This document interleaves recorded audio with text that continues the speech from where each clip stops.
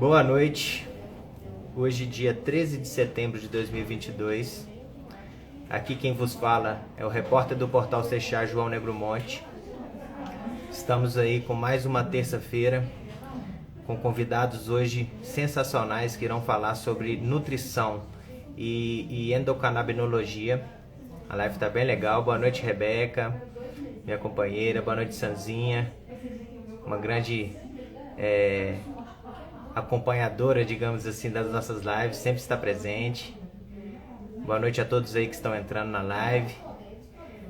Já já o Dr. João e a doutora Andréia já devem estar entrando também na live.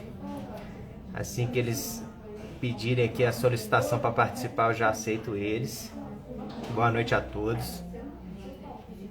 Pessoal que ainda... Vou dar um recadinho aqui antes deles entrarem. Pessoal que ainda não viu, o Seixá lançou agora um braço educacional que chama-se Seixá Academy.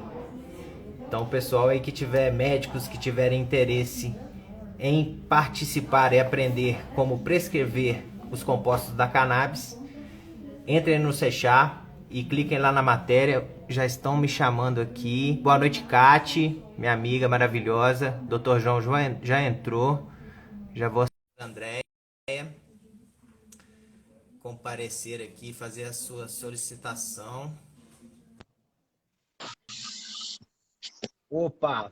Boa noite, doutor João, tudo bem? Olá, João, tudo jóia? Tá me ouvindo bem aí? Tô te ouvindo sim. Você tá me ouvindo bem também? Perfeito. Uma boa Maravilha, noite deixa a eu só todos aí ajeitar. que estão entrando aí aos poucos na live. Boa, boa. Hoje o papo tá bem legal, João. Eu tava falando aqui antes de você entrar que hoje o tema é bem interessante, gosto muito, inclusive, desse tema. O pessoal aí da Sociedade Brasileira de Nutrição e Endocannabinoide acabou de entrar, vou até dar uma acenada para eles aqui. Pessoal que tá aí, já entrou na live, que gosta do tema, compartilha com os amigos. É só clicar no aviãozinho aí no canto direito da tela inferior. Manda para familiares, para os seus amigos, para os médicos, para os advogados. Quem tiver interesse no tema, hoje o bate-papo está bem legal. A gente está só aguardando aqui a doutora Andréia Barros também entrar na live para podermos começar. João, que é meu xará. Você está falando de onde, João? Cara, hoje eu tô em Pirenópolis, interior de Goiás, aqui a 120 quilômetros de Goiânia. Nossa Senhora, legal. Você é daí? Eu sou de Goiânia, né? Eu sou de Goiânia, mas aí eu Ah, tenho uma clínica aqui na cidade, então eu moro aqui e trabalho em Goiânia, vou atender lá, fico aqui, fico entre as duas cidades, porque são muito próximas. Bacana. O Jefferson Souza está nos perguntando aqui qual o tema. Hoje, Jefferson, o tema é nutrição endocannabinoide. Para as pessoas aí que tiverem interesse, compartilhe aí. Ah, deixa eu ver aqui. Tá, a Fran tá me falando aqui que a doutora Andréia está tentando entrar. Deixa eu só atendê-la aqui para poder colocá-la junto conosco. Boa noite a todos aí que estão entrando. Chuguiz, meu amigo, lá da cidade de Nova Era. Esse meu amigo produz uma cerveja que chama Nova Erense, uma cerveja top. Grande abraço para você, meu querido. Você está falando Doutora André aonde, está João? no perfil. Eu estou em São Paulo. São Eu Paulo. estou em São Paulo, capital. Moro aqui hoje. A live é gravada, viu? Quem tá perguntando aqui passou rapidinho, mas a live fica gravada tanto no Instagram do Seixá quanto no YouTube. Depois a gente sobe essa live para o nosso canal no YouTube também. Vou incluir a doutora Andréia, que ela entrou para participar aqui pela sociedade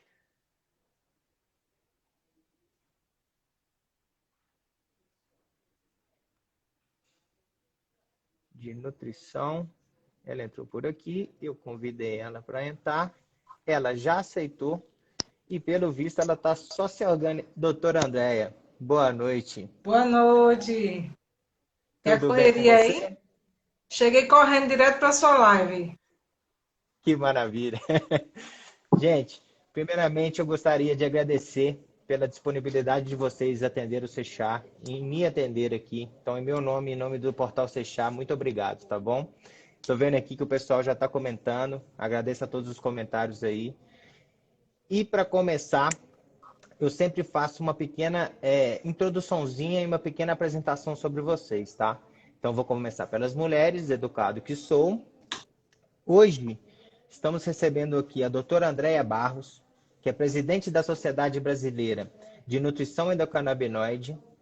Ela também é doutora em terapia intensiva, especialista em nutrição oncológica pela Sociedade Brasileira de Nutrição Oncológica e pós-graduanda em nutrição e clínica e nutricionista endocannabinologista. Essa é a doutora Andréia. Estou correto, doutora? Corretíssimo. Mandar um abraço aqui para a Silvana Borges, que está me cumprimentando. E agora eu vou para o doutor João Normanha, que é formado na Faculdade de Medicina de Campos, no Rio de Janeiro.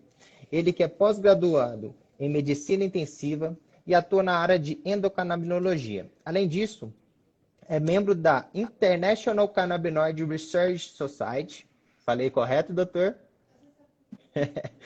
E da Sociedade Brasileira dos Estudos da Cannabis e faz parte do Comitê Científico da Sociedade Brasileira de Nutrição Endocannabinoide. Tô certo? Perfeito. Estamos aqui hoje para falar justamente sobre a sociedade e sobre os aspectos que estão envolvidos com a nutrição endocannabinoide. Primeiramente, eu vou agradecer de novo, muito obrigado. E passo a palavra para você, doutora. Então, essa jornada, né, essa nova ciência, que é a ciência da nutrição endocannabinoide, está assim, presente nessa comunidade aí tanto da parte clínica nutricional, como também interdisciplinar. A gente está aberto assim, a todos os profissionais de saúde e no sentido de assim, proporcionar indiretamente a qualidade de vida dos pacientes, né? Assim, a gente recebe muito paciente refratário e aí a nutrição, a gente identificou que é a base para todas as coisas, todas as patologias e até para a prevenção mesmo à saúde, a gente precisa da nutrição como base, né? E a gente identificou que nesse sistema endocannabinoide, a gente precisa da nutrição como todas as coisas, e para poder preparar o solo, né, como o doutor João fala, a gente tem que preparar esse paciente para receber essa medicina, essa terapêutica, e a preparação maior que é feita realmente é com a parte nutricional. Não só a parte nutricional, mas saúde mental, estilo de vida, tudo isso vai influenciar, vai impactar nesse tratamento que vai proporcionar realmente uma qualidade de vida para esse paciente. Que seja refratário, que seja em forma de prevenção, ou que seja realmente um tratamento para ansiedade ou para diminuir dores crônicas que nenhum outro método conseguiu, né? E aí, vários outros métodos que a gente pode utilizar a cannabis e a nutrição como aliada nessa terapêutica. E, doutor João, me conta um pouquinho sobre a Sociedade Brasileira de Nutrição Endocannabinoide. Quais os principais pilares e objetivos dessa sociedade? Maravilha, João. Então, eu acho que hoje esse é um campo que ele ainda não foi ou não está sendo explorado, nem no Brasil, nem lá fora, né? É claro que a gente tem médicos lá fora que também fazem a medicina integrativa, mas quando você traz uma sociedade que reúne especialistas para poder estudar um tema em específico, aquilo tem uma tendência a evoluir e eu acho que a gente vai atingir essa evolução aqui, principalmente em questão de pesquisas, né, de estudos. Então, João, primeiro a gente precisa de entender o que é essa nutrição canabinoide, né? Ao que ela se refere. Então, existem duas formas de você pensar a respeito dessa nutrição. A primeira, não menos importante, é o valor nutricional dos componentes da planta da maconha. Que não somente as flores, né, que são aquelas que vão desenvolver os medicamentos, mas aquelas partes pelas quais a gente pode conectar com a indústria alimentícia e promover a criação de novos produtos alimentícios. As sementes, por exemplo, né, elas têm um alto valor nutricional, nós vamos falar mais a respeito delas. Então, esse é um braço que a sociedade ela tem que brigar, porque o cânhamo, a qual vai dar origem a esses produtos, eles ainda não entram no Brasil por uma legislação preguiçosa, vamos dizer assim, né? Porque uma coisa é você falar dos canabinoides, tudo bem. Outra coisa é você estar falando daqueles componentes que não têm na sua composição medicamento canabinoide nenhum, mas tem um alto valor nutricional e nós estamos perdendo a oportunidade de estudá-los, né? E a SBNE, ela vem para lutar por esse direito dos nutricionistas poderem, né, e não só os nutricionistas, toda a cadeia produtiva de alimentos, poder introduzir essa alternativa, que é uma alternativa incrível, nos alimentos. E a segunda coisa, e aí eu acho que essa segunda parte, em breve, ela vai fazer parte também da Sociedade Brasileira de Nutrição, não somente da endocannabinoide, que são as formas de você atingir o sistema endocannabinoide através dos alimentos e nutracêuticos.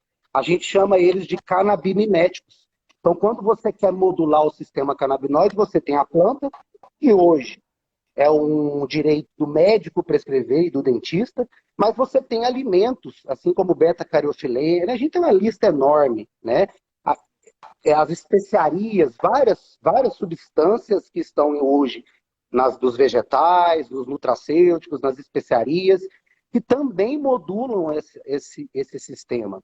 E essas pesquisas são também iniciais fora do Brasil. E eu acho que a SBNE, com a sua equipe de nutricionistas, vão conseguir desenvolver muita coisa nessa área. Interessante. E essa BNE, ela conta só com médicos ou ela tem apoio de outros profissionais, como, por exemplo, advogados, jornalistas? Como que funciona isso? Vocês têm algum projeto social também dentro da sociedade? Então, a gente temos médicos, né? Temos advogados, outros profissionais de saúde, né? Fisioterapeuta, psicólogo. A gente dá valorização a essa questão da interdisciplinar, né? A equipe interdisciplinar, ela é presente nesse contexto porque o paciente ele é visto como um todo. A nutrição, ela entra como base, o médico prescritor e os outros profissionais vão se encaixar de acordo com a demanda do paciente. E aí a gente, dentro de todo esse contexto, a gente vai incentivar pesquisas científicas nesse sentido, né? Tanto na parte nutricional voltada a um trabalho interdisciplinar, como também, Dr. João falou, nessas questões de identificar pesquisas de nutrição com outros parâmetros, né? Com terpenos, né? Com alimentos que podem atrapalhar ou então realmente estimular o consumo. O horário que esse consumo do alimento pode ser junto com o óleo, né? Se vai interferir, se vai acelerar o processo. Então, tudo isso que já tem alguns estudos internacionais, alguns estudos estão sendo desenvolvidos dentro desse contexto, mas não tem nada envolvido de nutrição como base, né? A gente pega a nutrição assim muito sucinta em alguns estudos, mas na prática clínica a nutrição ela é essencial. Tanto é que no Instituto de Medicina Orgânica, que é onde eu estou contida junto com o Dr. João e outros profissionais de saúde, os profissionais que são acompanhados com a nutrição como base e o médico prescritor em um acompanhamento com outros profissionais de saúde, o desfecho desse paciente ele é muito mais eficaz do que se o paciente ele simplesmente só tomar um óleo. Acontece muito também quando o paciente ele chega com a queixa de que ele está tomando o óleo, mas aí aquele óleo não serve para ele. Então, eu já tentei tomar várias maneiras, né? Vaporizado, óleo, de outras maneiras, e o óleo não é para mim. Eu não fica bom alguns dias e depois esse paciente ele fica refratário. E aí a gente entra com uma modulação do sistema endocannabinoide, com uma modulação nutricional, e esse paciente ele melhora, porque realmente existem alguns alimentos que são alergênicos, que interferem nesse processo de tratamento. E aí a nutrição entra, faz o seu papel, individualizando esse paciente, levando em consideração as comorbidades que ele tem, a classe social que ele tem, a religiosidade, a parte cultural. Então, tudo isso a gente leva em consideração. E também o tipo de doença que esse paciente tem, patologia, se tem Alzheimer, se tem Parkinson, se tem fibromialgia, se tem outros gatilhos emocionais associados, né? Então, por isso que é importante esses profissionais para poder ter um desfecho melhor nesse tratamento terapêutico do paciente. E aí a sociedade ela vai incentivar os estudantes e profissionais de saúde também a trabalhar estudos em cima disso. Pegar a prática clínica e colocar isso, né, e levar o nosso paciente, aquele grupo de pacientes que a gente trabalha, para congressos, fóruns, né, conferências. Então, a gente tem que mostrar à sociedade que esse projeto de trabalho terapêutico e esse modelo biopsicossocial que a gente trabalha de trabalho interdisciplinar funciona e é o melhor. A gente também tem que olhar a questão social e levar isso também para o SUS. A gente faz isso, né? Lá no Curando Ivo, onde eu faço parte da coordenação da parte nutricional, com o doutor João também, com o Felipe, a gente faz esse trabalho social também. A gente traz todos os profissionais de saúde, encaixa os pacientes de acordo com a demanda e a gente também acolhe esses pacientes que não têm condições financeiras, né?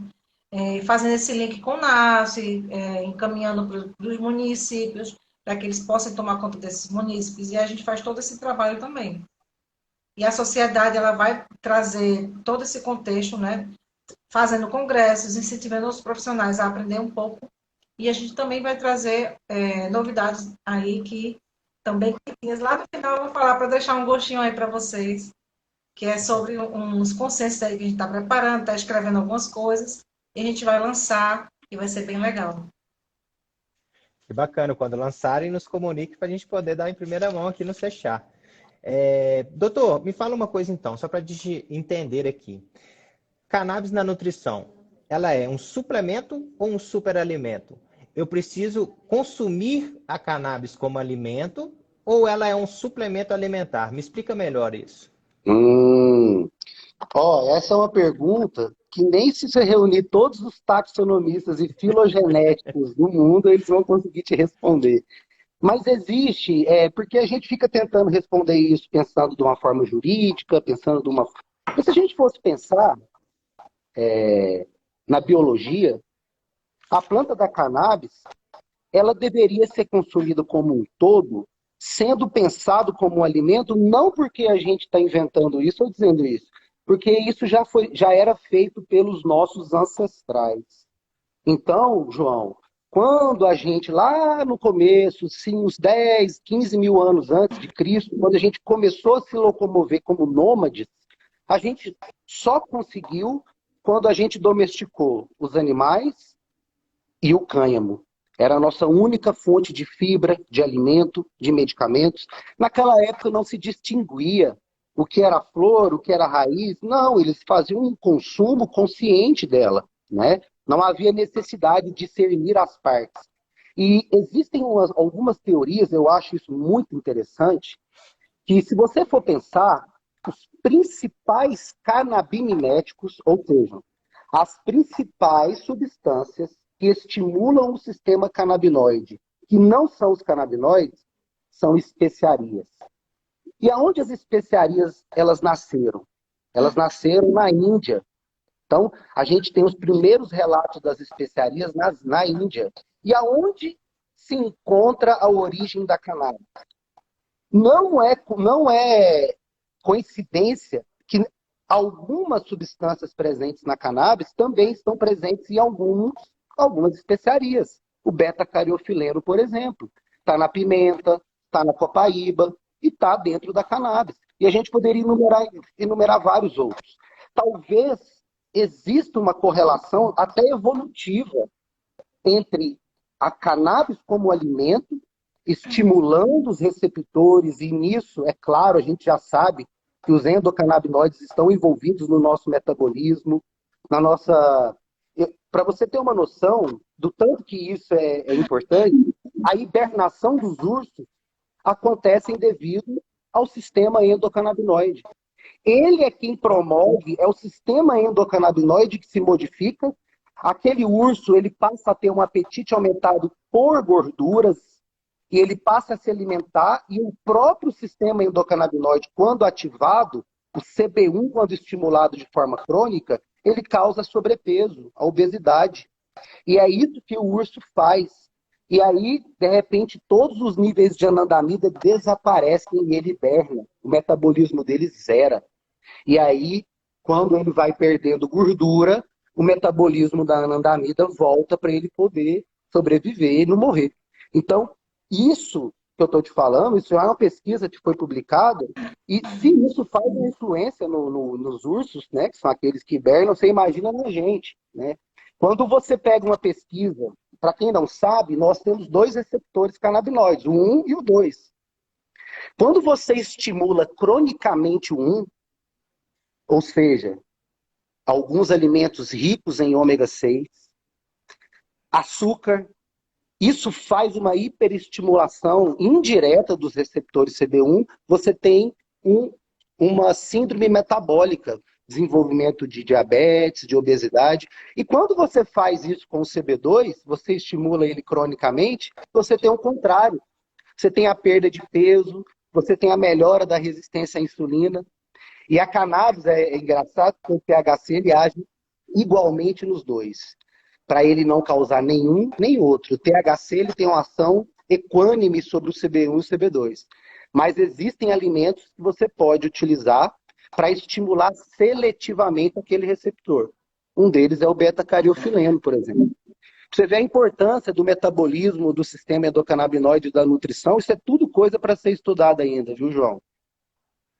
Deixa eu fazer uma pergunta. Você falou o caso do urso, achei extremamente interessante, inclusive, eu não sabia dessa, foi uma novidade, vou correr atrás de saber. Inclusive, se você tiver esse estudo, pode me mandar que eu tenho interesse nele. Se mandar. Eu vi uma vez um estudo também que falava que o CBD, o canabidiol, ele está presente também na casca da laranja. Isso é verdade, doutores? Vocês sabem desse fato aí, dessa notícia? É E o assim, terpeno extraído da casa. os terpenos sim. Ó, canabinoide, os únicos que eu já estudei até hoje, pode ser que tenha alguma coisa nova. Os únicos canabinoides produzidos fora dos seres vivos, né? E fora da planta da cannabis, do reino vegetal, seria o canabigerol, que você tem um relato de um canabigerol em um fungo, e você tem a canabidivarina, produzida por alguma leguminosa, alguma coisa meio rara assim na Terra. Eu nunca ouvi falar de outro canabinoide produzido no reino vegetal que não fossem esses dois, ou aqueles produzidos na cannabis. Canabidiol fora da planta da cannabis, talvez só sintético. Eu nunca ouvi falar em outra planta. Agora, o que eles confundem muito, João, são os canabimiméticos, que aí tem vários, né? Nós temos vários. Nós temos um canabinoide que é o beta-cariofileno, que está presente em plantas, mas não é o CBD. O CBD, ele é muito complexo, né? Assim, a gente não sabe quase nada sobre ele. Ele age mais ou menos sobre 60 mecanismos de ação no nosso corpo e a gente conhece 1/3 disso. Então, algo parecido com o CBD, eu acho até improvável da gente conhecer por enquanto. Entendi. Então, voltando um pouco, você falou que o CBG, né, canabigerol, é encontrado em algumas Em algum vegetais? fungo. É um Ah, fungo. fungo. É. Ah, A tá. canabidivarina que é encontrada em alguma leguminosa do Oriente lá, assim, não é uma coisa muito comum de encontrar, não. É uma coisa um pouco rara. Só encontraram nesses dois até hoje, até o estudo que eu tinha visto. Mas o CBG, ele não é um precursor de outros canabinoides? Talvez a descarboxilação dele ou o envelhecimento dele, digamos assim, não possa gerar o CBD ou outros Não, na canabinoides? verdade, o canabigerol ele não é precursor de nada. O precursor, João, é o ácido canabigerólico. É Ah, antes tá. dele descarboxilar. Antes dele descarboxilar, o CBGA, que dá origem ao CBDA, ao THCA, depois que você descarboxila, que você tem a molécula do CBG, ela é inativa quanto a isso. O que eles Ah, encontraram não foi a forma ácida. É uma pergunta inteligentíssima, porque se eles encontraram a forma ácida, vamos retirar ela e fazer igual célula-tronco, né? Vamos desenvolver, exatamente. ótimo, né? Mas não foi o ácido, foi a versão já descarboxilada. Descarboxilada. Ah, tá. Compreendi. É uma Tá, doutor, molécula agora, diferente. entendi. Doutora Andréia, muito se diz que a cannabis usada de forma adulta, por exemplo, né, muito se diz não, isso é até um fato, que ela causa a tão famosa larica nas pessoas. O uso terapêutico na nutrição endocannabinoide, isso existe também? Como vocês agem em relação a isso? Porque eu sei que a doutora é também da parte aí uma médica oncológica, nutrição oncológica, etc. E pacientes normalmente com câncer, eles têm certa dificuldade em se alimentar devido à quimioterapia e etc. A cannabis, o uso terapêutico, ela pode trazer essa sensação de fome também? Como que funciona? Isso. Eu sou nutricionista oncológica também, né? Eu fiz especialização em... Está me escutando? Está escutando bem? Tô. Eu faço, Tô. eu tenho especialização em oncologia, e aí a gente é muito difícil assim, na experiência de pacientes com câncer. E eu fico no ala, que é de cuidados paliativos, e também os pacientes fazem quimioterapia paliativa. E é muito difícil assim, fazer o paciente se alimentar quando ele está enjoado. Muito difícil.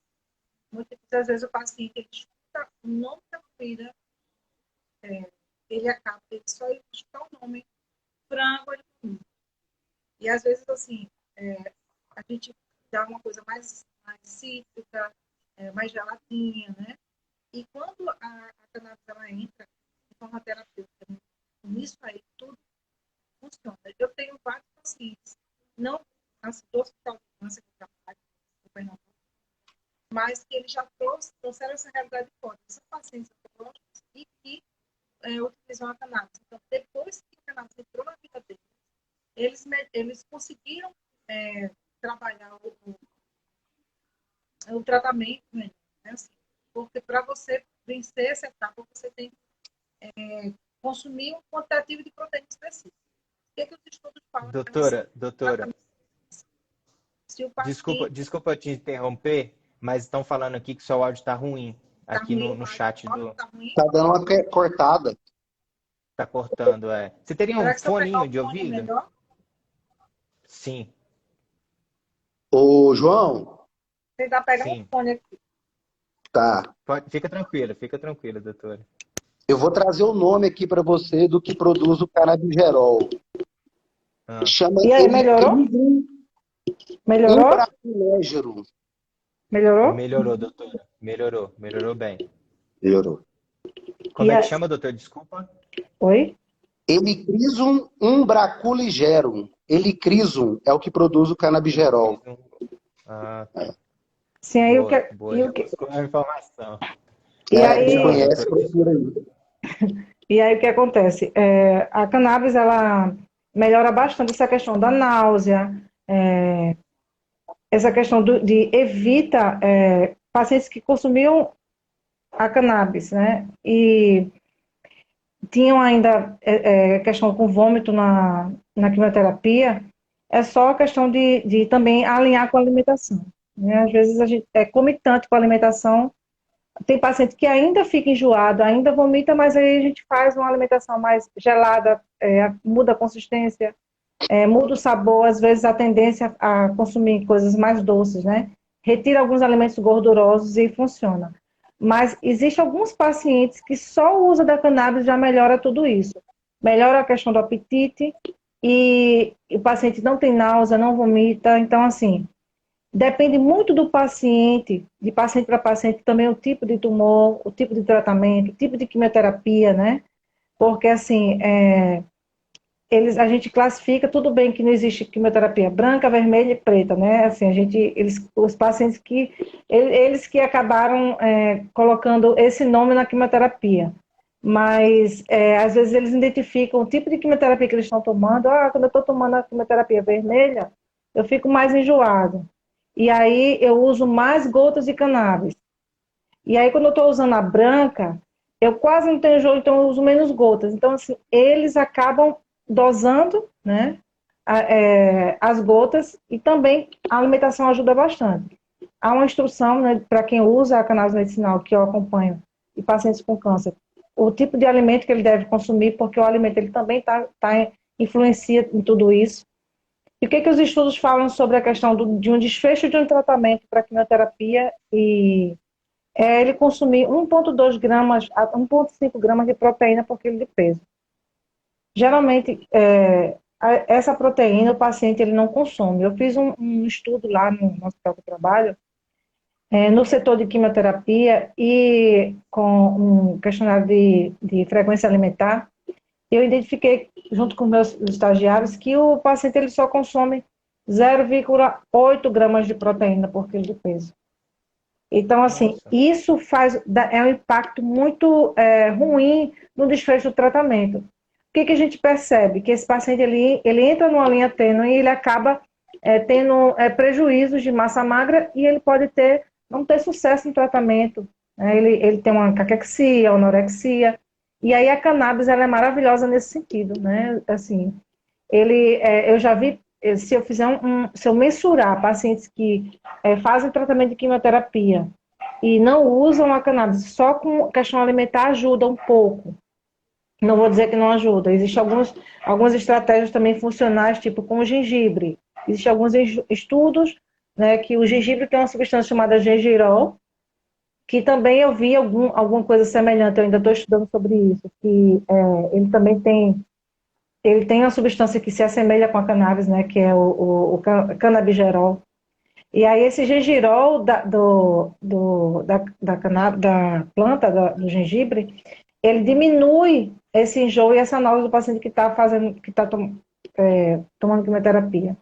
Tanto é que meus estagiários eles desenvolveram um sorvete lá na pediatria, que os pacientes eles com shake e com gengibre, né, geladinho, com o chocolate sem gordura e com o gengibre, e eles conseguiram melhorar a questão da refeição. Então, e a substância do canabigerol também, que está envolvida nessa questão do enjoo e da náusea. Então, é muito interessante essa interação do alimento funcional com a parte da cannabis. Então, assim, é tudo uma questão de você entender o paciente, o que ele está sentindo.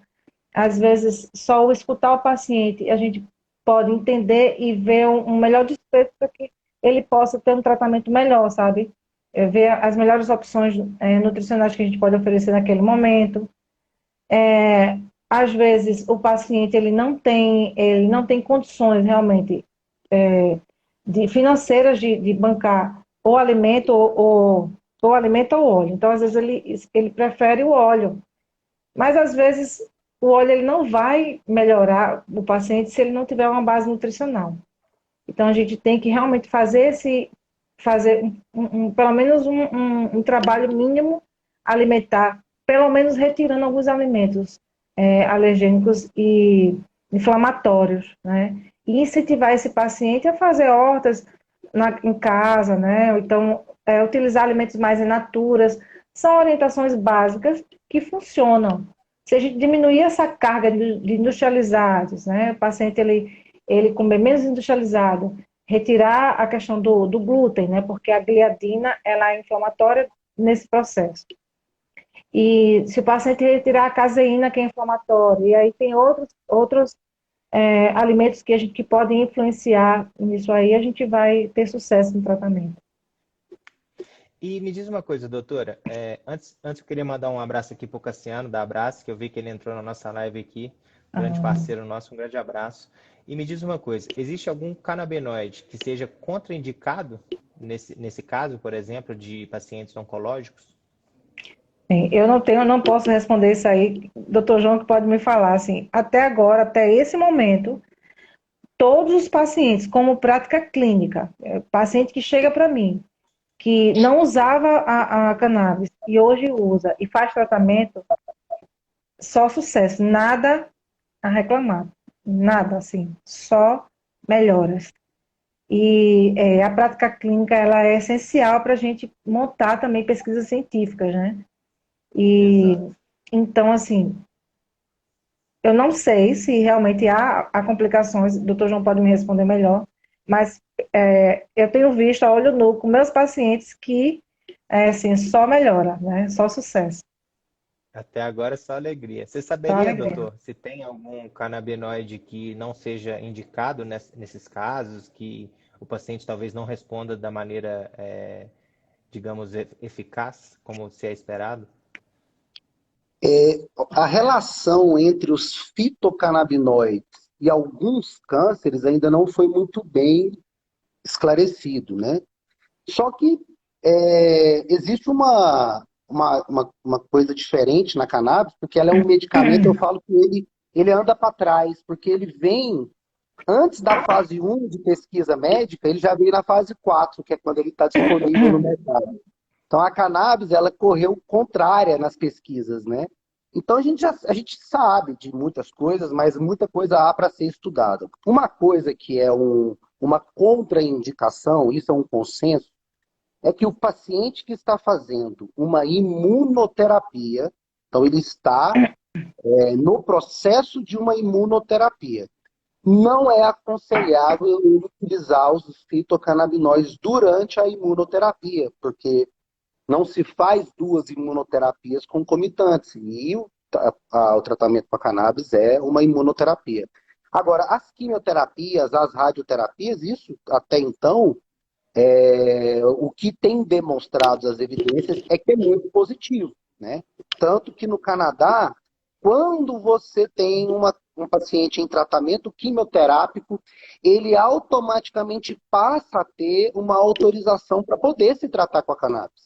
Então, isso já é quase que um protocolo, a gente não pode chamar de protocolo, porque protocolo é uma palavra muito forte, mas é como se fosse um guia de tratamento lá. Há esse consenso, né? Os pacientes com quimioterapia, eles utilizam os canabinoides, então, qual vai utilizar é muito individual, se vai ser mais THC ou mais CBD, não há contraindicação específica para eles, né? E, assim, enumerar os benefícios, né? A gente não precisa nem dizer. In vitro, ela protege a célula e ela destrói a célula cancerígena, isso é uma evidência em laboratório. Em vivo, em modelo humano, a gente sabe que melhora o apetite, melhora o sono, melhora o bem-estar, a qualidade de vida, faz com que o paciente perceba menos a dor, faz com que o paciente aceite melhor, né, a condição que ele se encontra. Então, trabalha a parte de neuropsicofisiologia. Então, são situações em que ela atende que um paciente oncológico que está passando por uma situação dessa, ela só tende a trazer benefícios. Pode ser que futuramente a gente conheça que talvez seja o THC, o CBD, contraindicado em casos específicos, mas não existe essa ideia hoje, né? Entendi, entendi. E me diz uma coisa, eu estou vendo que tem muitos nutricionistas na live aqui. Como que a Anvisa e o Conselho Federal enxerga essa terapia canabinoide para os nutricionistas, digamos assim, para o profissional de nutrição? Vocês podem receitar, prescrever esses medicamentos? Há uma ressalva do Conselho? Como que funciona essa prescrição?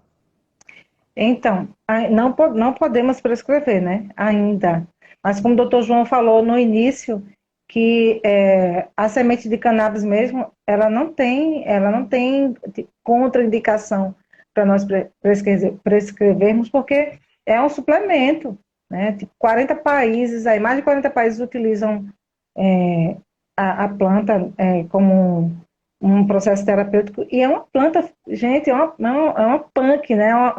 É uma planta que ela é não convencional, ela é totalmente comestível, então assim, não há implicação, não existe essa visão, mas dentro da sociedade, nós estamos incentivando as nutricionistas a cada um falar com o seu conselho regional e ter uma nutricionista, pelo menos, da sociedade dentro desses conselhos, para a gente lutar sobre isso, né? Assim, pelo menos prescrever alimentos, porque existem pacientes que podem utilizar a planta, fazer a matéria da cannabis, quem tem o habeas corpus mesmo, né, o HC, pode utilizar as folhas para fazer, né, smoothies, vitaminas, sucos, e aí fazer algumas manteigas, né, tem a folhinha de açúcar que o doutor João vai explicar direitinho, que a planta ela tem um nome vulgar, que é folha de açúcar, né, que ela pode ser feita manteiga com essa folha,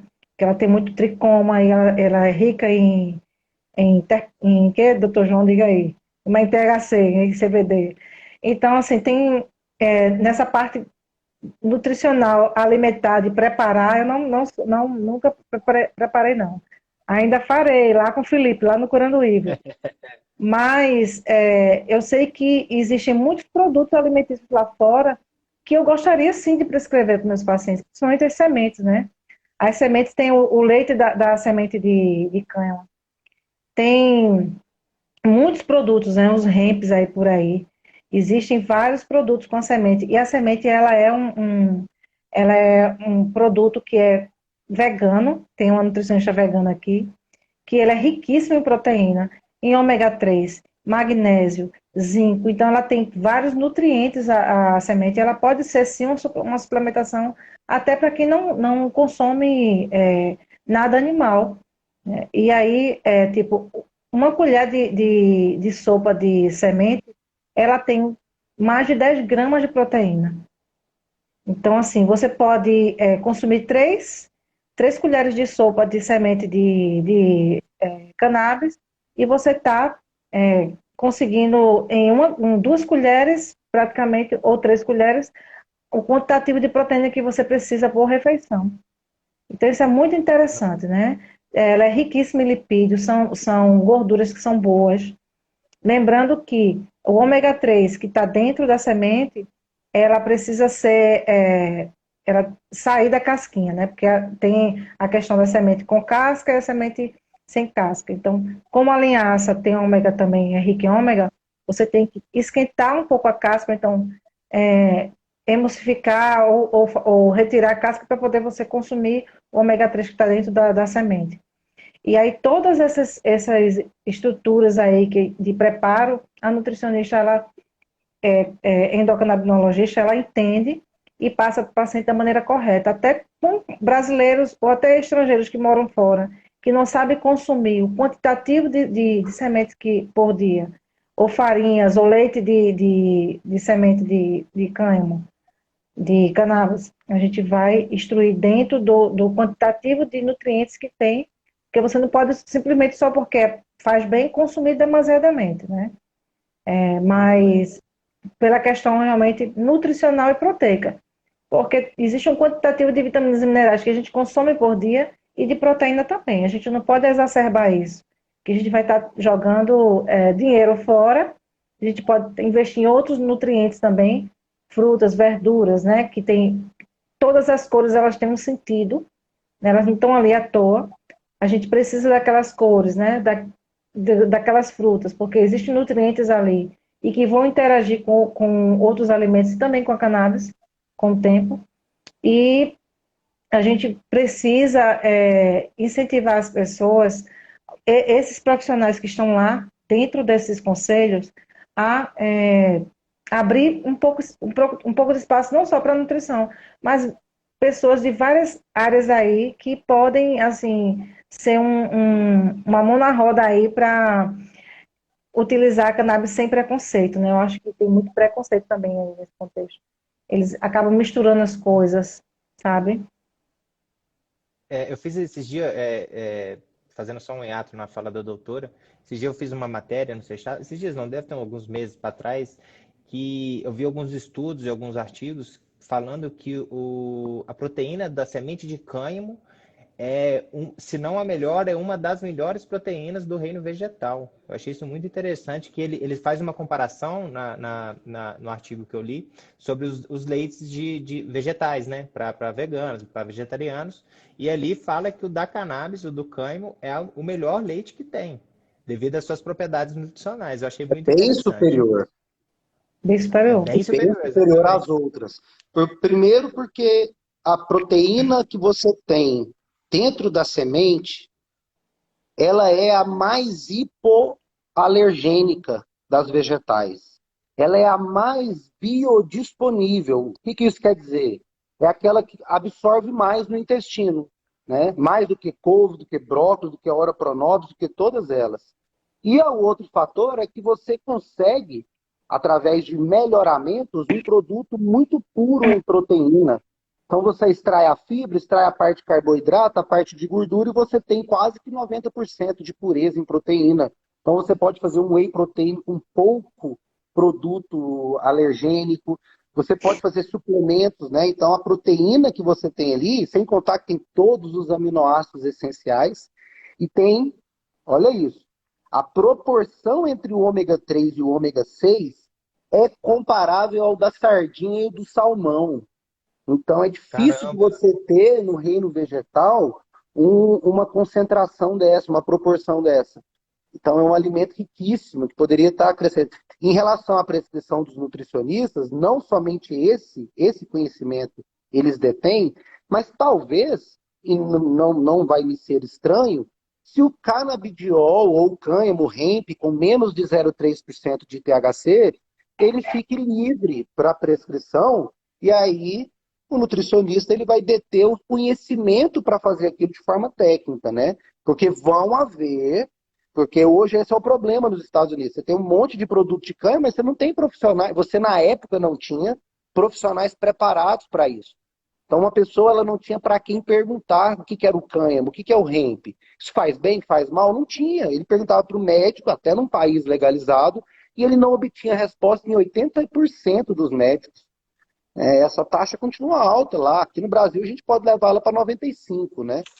Então, quando você fala dessas propriedades, essas propriedades ainda há muito a ser estudado. E talvez os nutricionistas sejam as pessoas que vão elucidar essas questões para nós.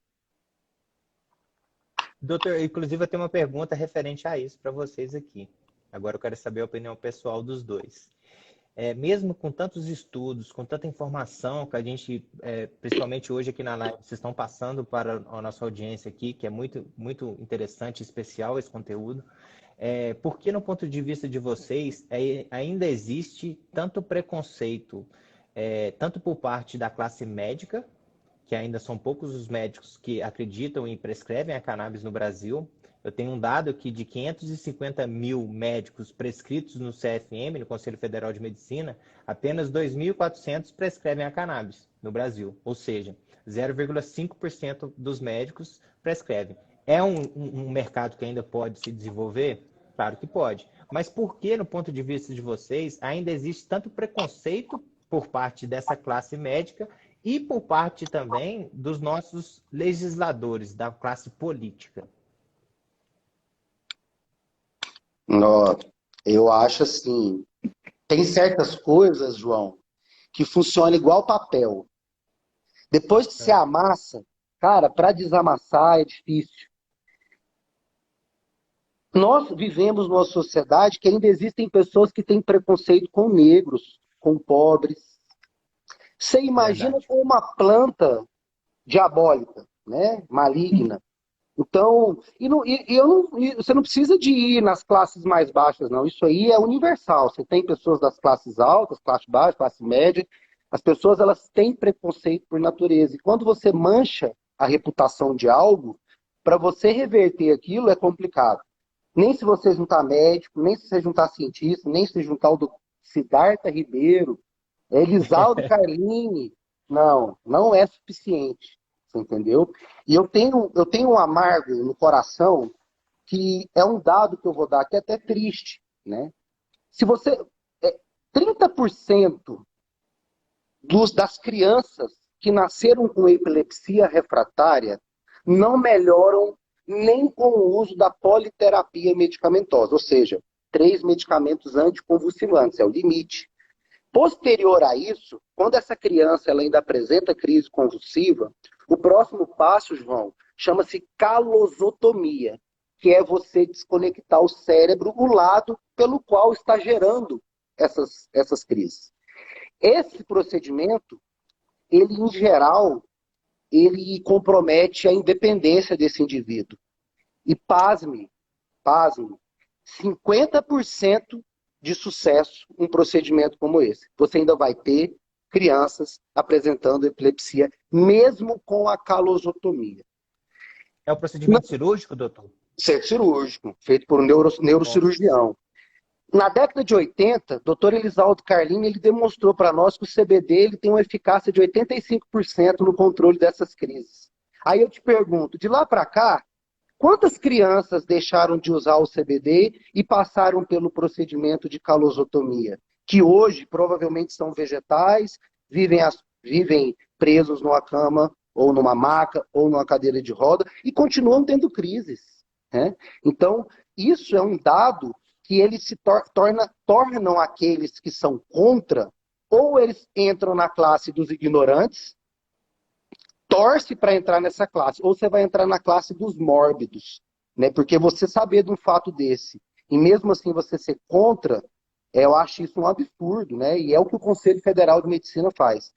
Que creio eu que eles estejam do lado dos ignorantes, não dos mórbidos, porque são eles quem detém hoje o conselho pelos quais os médicos seguem, né? Exatamente, muito bem colocada a fala do doutor. E eu vou colocar uma outra fala do doutor Pedro Pierro, que é o nosso diretor técnico aqui do Sechá, que uma vez ele me contou o seguinte, ele falou assim, João, eu já cheguei a escutar de pacientes meu que ele preferia que eu abrisse, ele é neurocirurgião, que eu abrisse a cabeça de uma criança de 7, 8, 9, 10, 11, 12 anos, filhos dessas pessoas, ao dar cannabis, ao dar maconha, que foi a fala do pai, né? Agora você pensa o nível de ignorância de um pai desse. Você prefere que faça o seu filho, que passa por crises de epilepsia, passe por um procedimento cirúrgico, ao invés de tentar uma alternativa fitoterápica. Eu não consigo entender. O que você pensa, doutora, sobre isso? Então, assim, tem um conto aqui no Nordeste, não sei se você já ouviu de que aqui no Nordeste, isso é real, né? Assim, que existe um passarinho chamado Aço Preto, que ele canta muito bonito, né? Mas ele canta à noite. E o que as pessoas faziam? Cegavam os olhos dos passarinhos para que eles cantassem o dia inteiro. Nossa, que loucura. Então, o que Quanta acontece? ignorância. E aí, o que acontece, assim, eu acho que, eu vou dizer, eu era uma pessoa extremamente preconceituosa, confesso, aqui, né, assim. E aí, eu fui para fui para uma palestra de cuidados paliativos, lá no CREMEP aqui de Pernambuco, e lá eu escutei falar de cannabis medicinal. Eu digo, eita, cannabis que faz alimento, e o paciente melhora de paliativo e tal. E aí eu escutei muito por alto, e aí fui estudar, né, o que era cannabis medicinal. E isso eu acho que é uns 5 anos atrás. E aí quando eu estudei, pasmem, era maconha, né, e eu fiquei, nossa, depois eu nunca mais parei de estudar, foi quando eu comecei a estudar sobre a cannabis medicinal, e assim, eu era uma pessoa extremamente preconceituosa. Então, hoje, assim, amo meus amigos maconheiros, né? Adoro falar. Então, assim, eu meio que saí dessa, assim, mas o conhecimento salva as pessoas, sabe? Eu Com acho que, certeza. então, assim, até então eu não sabia de que o uso adulto também é terapêutico, sabe, assim. Então eu tinha eu era cega, né? Eu não enxergava. Então, assim, eu acho que o conhecimento ele salva muitas pessoas, inclusive até profissionais de saúde também. Então, ou você acha que a minha família ou os profissionais que eu trabalho não tiram onda com a minha cara, não?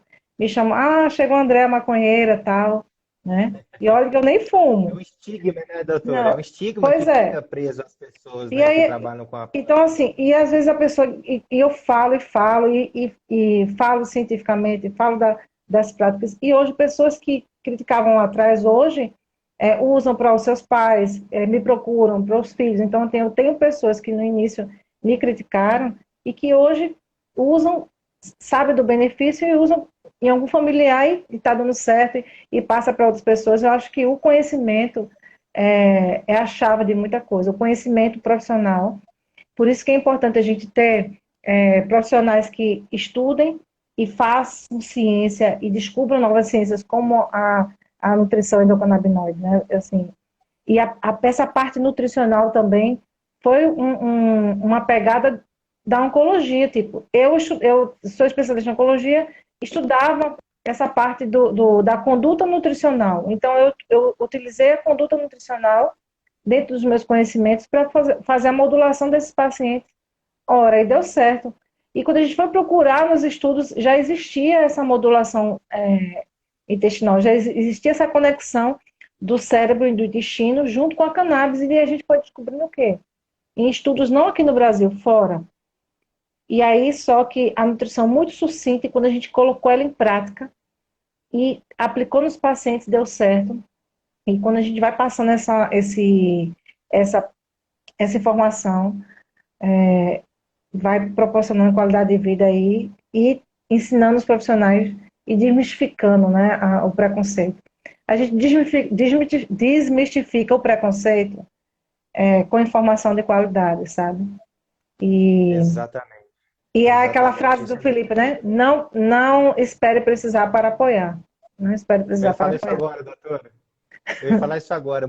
A nossa classe política, principalmente, muitos são contra até precisar, até algum familiar fazer o uso da terapia canabinoide. Aí a pessoa muda e enxerga um novo mundo ali na frente dela. Isso é muito, muito confuso, mas e triste ao mesmo tempo, porque esperar precisar do tratamento com cannabis para poder apoiar a causa é uma coisa assim que falta conhecimento, que demonstra a falta de informação. Mas a gente está trabalhando, o SECHA, a Sociedade Brasileira de Nutrição Endocannabinoide, para mudar e quebrar esses preconceitos e desmistificar essas ideias.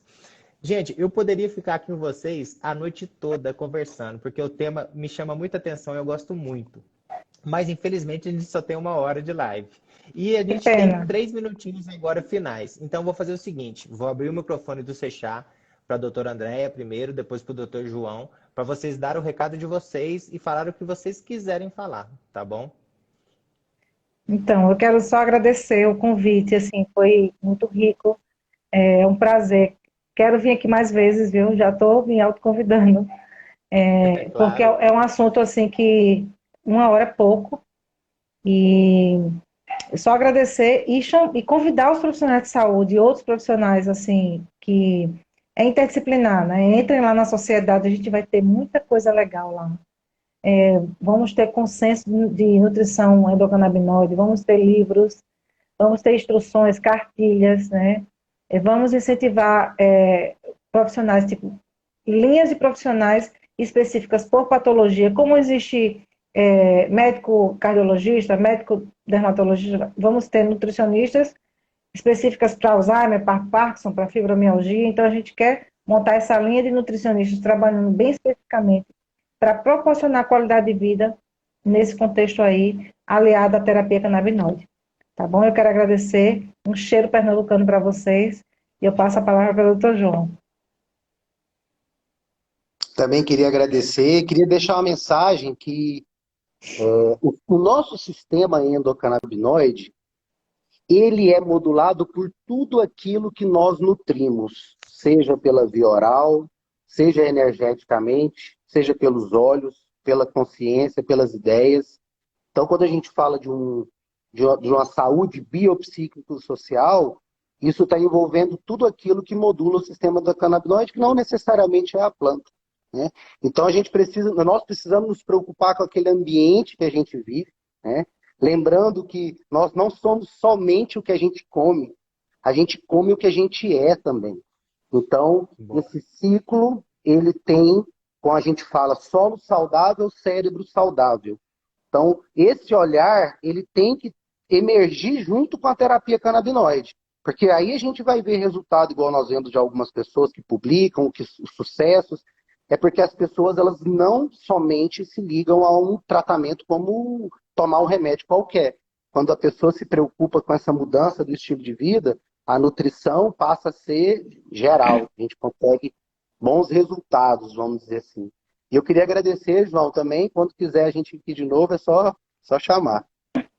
eu vou querer muito vocês de novo, porque eu tenho muitas perguntas aqui, meu caderninho está cheio e eu não consegui fazer todas em 1 hora, entendeu? Eu tenho muitas dúvidas sobre esse tema aí e eu queria destacar também o trabalho da Sociedade Brasileira de Nutrição Endocannabinoide. Vocês estão de parabéns pelo trabalho de vocês.